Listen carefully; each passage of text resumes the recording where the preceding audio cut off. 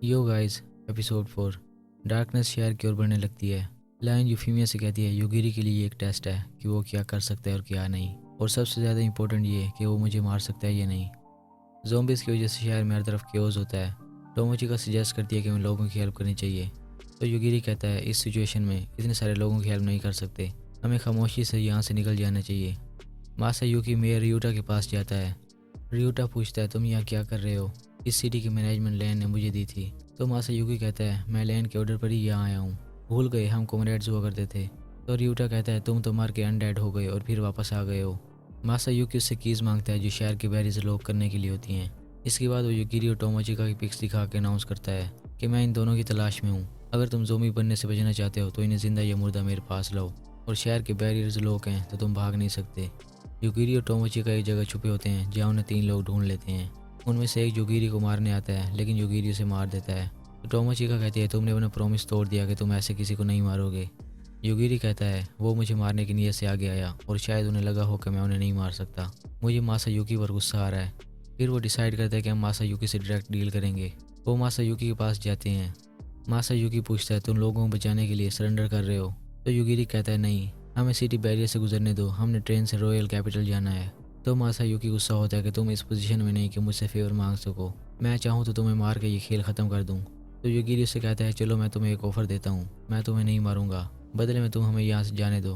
तो मासायुकी और गुस्सा होता है और अपनी अनडेड कोप्स आर्मी को युगिरी पर हमला करने का बोलता है कि युगिरी इन पहले से मरे हुए लोगों को नहीं मार पाएगा। लेकिन युगिरी कहता है डाई, और वो सब मार जाते हैं। मासायुकी हैरान होता है और पूछता है कि तुमने पहले से मरे हुए लोगों को कैसे मारा। तो युगिरी कहता है इसका तो मुझे भी नहीं पता, वो बस हरकत कर रहे थे और जो कोई हरकत करे मीन वो जिंदा है, और जब वो हरकत बंद कर दें मीन वो मर गए। मासायुकी लेन पर चिल्लाने लगता है कि तुम्हें इसकी एबिलिटीज़ का पता था। फिर वो चिल्लाते हुए अपनी दूसरी फॉर्म में ट्रांसफॉर्म होने लगता है। युगिरी कहता है डाई, और उसे मार देता है। टोमोचिका कहती है उसे ट्रांसफॉर्म तो होने देते। युगिरी कहता है मेरे पास इतना टाइम नहीं। इसे देखकर मुझे यूं ख्याल आता है कि अगर ये ड्रैगन बॉल में होता तो सीन कुछ ऐसे होते।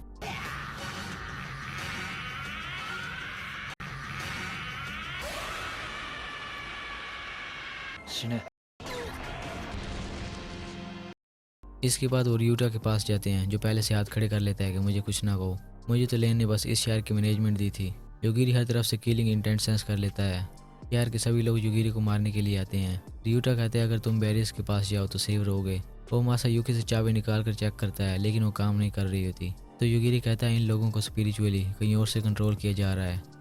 लैन डायरेक्टली उन लोगों को कंट्रोल कर रही होती है। यूफीमिया सजेस्ट करती है कि योगिरी से पंगा मत लो, हमें उसकी पावर्स का अंदाज़ा नहीं। तो लैन कहती है डार्कनेस उस सिटी की ओर जा रही है, अगर हम उसे डायरेक्ट नहीं मार सकते तो हम एक इंसिडेंट क्रिएट करेंगे जिससे वो इनडायरेक्ट मारे जाएंगे। फिर वो अपना डबल निकालती है और उसे मजीद कॉपी बनाने के लिए बोलती है, जिससे लैन की बहुत सी कॉपीज़ बन जाती हैं। लैन बताती है कि अगर ये बॉडी ख़त्म भी हो जाए तो मेरे पास रिस्टोरेशन की एबिलिटी है, मैं जल्दी वापस आ जाऊंगी। वो बताती है कि मेरी कॉपीज़ में योगिरी की मेमोरी नहीं है तो इनमें योगिरी को मारने की इंटेंशन भी नहीं होगी, जिससे एक सिनेरियो आराम से क्रिएट हो जाएगा। उसकी कॉपी पूछती है हमारे लिए क्या हुक्म है। तो लैन कहती है इस डार्कनेस पर नज़र रखो, जैसे ये शहर में तबाही फैलाए, ये डार्कनेस डेड हो जाए तो तुम शहर में हमला कर देना। डार्कनेस शहर में पहुंचती है, सारी बिल्डिंग खाक होने लगती हैं। योगिरी उसे मारने का बोलता है और डार्कनेस मर जाती है। लेकिन तभी लैन की कॉपीज शहर में बरसने लगती हैं जिससे हर तरफ तबाही होती है। योगिरी कहता है मैं इन्हें नहीं मार सकता बिकॉज इनमें मुझे मारने की इंटेंशन नहीं है। रियूटा कहता है मैं बता सकता हूँ कि शहर में इस टाइम कहाँ कहाँ हमला हो रहा है, ये रैंडम हमला कर रही है और एक बार जिस जगह हमला हो वहाँ दोबारा हमला नहीं होता। वो उसे एक ग्राउंड दिखाता है कि यहाँ हमला होगा। योगिरी वहाँ जाने लगता है तो रियूटा कहता है मैं सभी को टेलीपोर्ट कर सकता हूँ। वो उन्हें वहाँ टेलीपोर्ट करता है। योगिरी और टोमोचिका भागकर उस जगह पहुँचते हैं जहाँ लेन हमला करने वाली होती है। वो उस कॉपी के नीचे आकर कहता है डाई। इसके बाद लाइन की सारी कॉपीज मर जाती हैं। लाइन हैरान होती है कि एक इमोर्टल वैम्पायर कैसे मर सकती है। वो कहती है मेरी कॉपीज एक ही टेम्पलेट से बनी थी और सभी डिस्ट्रॉय हो गई हैं।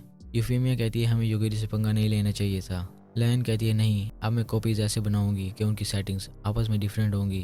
तभी उसके चेहरे पर वेव्स बनती हैं। वो कहती है मेरी मेन बॉडी दूसरे डायमेंशन में मर चुकी है, ये कैसे हो सकता है। वो नीचे गिरते हुए सोचती है उस लड़की को बस ऐसे ही बचाया जा सकता था। फिर वो गायब हो जाती है। एक कॉफिन से छोटी लड़की उठती है, उसके हाथ में क्रिस्टल होता है जिससे लैन की फुटेज ओपन होती है। लैन उसे बताती है कि अगर तुम ये देख रही हो तो मेरा प्लान पूरा हुआ।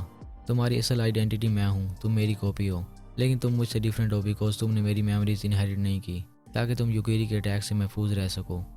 हानाबुसा में सब ठीक हो जाता है। यूकिरी और टोमोचिका वहाँ से गाड़ी में आगे बढ़ जाते हैं। जंगल में बाकी स्टूडेंट्स ने कैंप लगाए होते हैं। रियुको अपने टेंट में जाती है जहाँ कैरोल मौजूद होती है। वो उससे पूछती है तुम यहाँ क्या कर रही हो। तो कैरोल कहती है मैं तुम्हारी सेल लुटाने आई थी जो मैं खुद से ले गई थी। रियुको पूछती है तुम करना क्या चाह रही हो।